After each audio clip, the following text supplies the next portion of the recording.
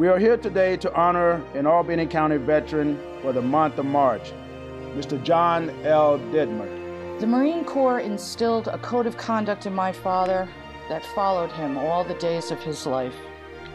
He took great pride working as a chaplain of the Marine Corps League and teaching his grandchildren about God and country. Dedicated father, dedicated to the neighborhood kids, to people growing up, always there to help out.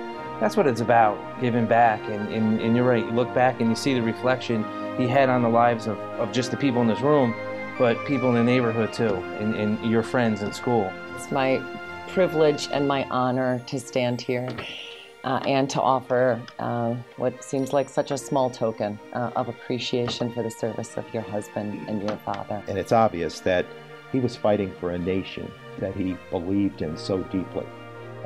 His integrity, his character, his sheer courage to go and battle in foreign territory in defense of this nation speaks volumes of who he is as an individual.